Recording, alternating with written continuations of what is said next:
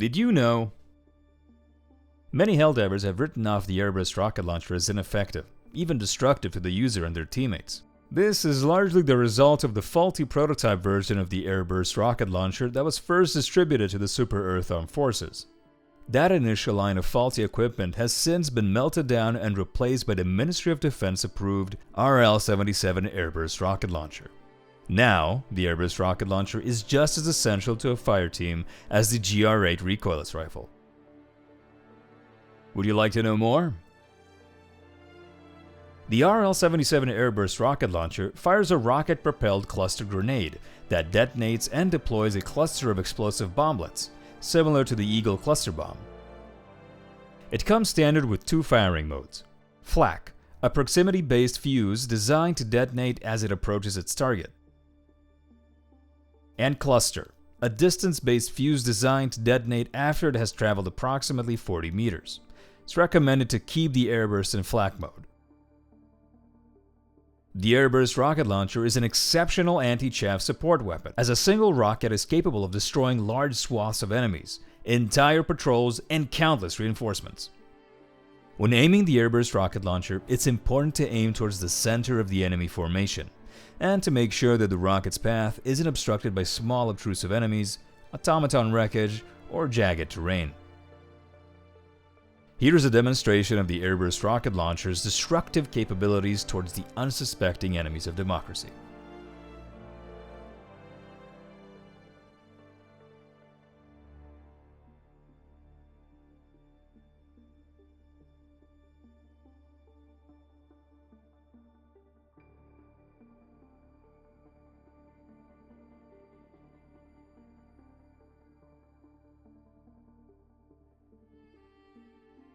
Be advised, it is vital to make sure you're not firing the airburst rocket launcher towards your teammates. Remember, friendly fire isn't.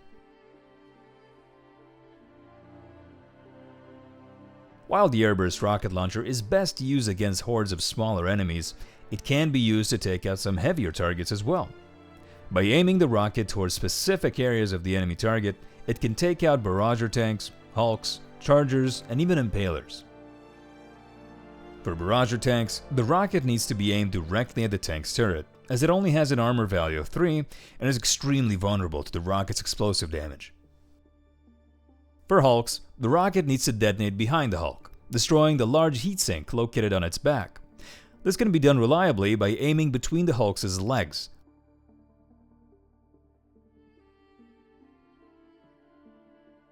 Or by shooting a rocket over the hulk's shoulder.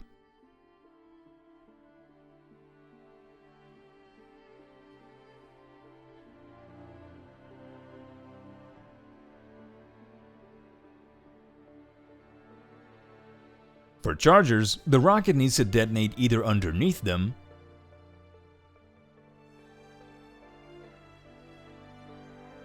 or behind them.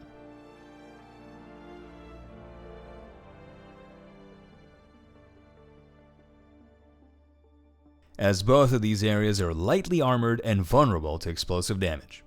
For impalers, the rocket needs to detonate underneath it, regardless of if it has dug into the ground or not. It can be easily dispatched as its underbelly has a very large surface area and an armor value of only 2.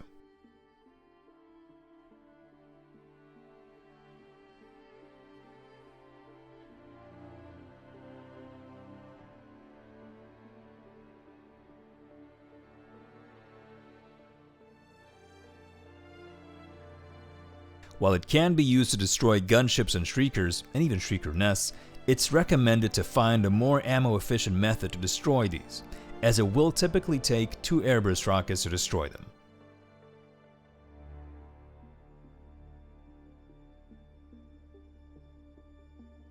Remember, a lethal Helldiver isn't just tough, they're informed. The Ministry of Truth has dispensed knowledge. With it, go forth and spread managed democracy throughout the galaxy.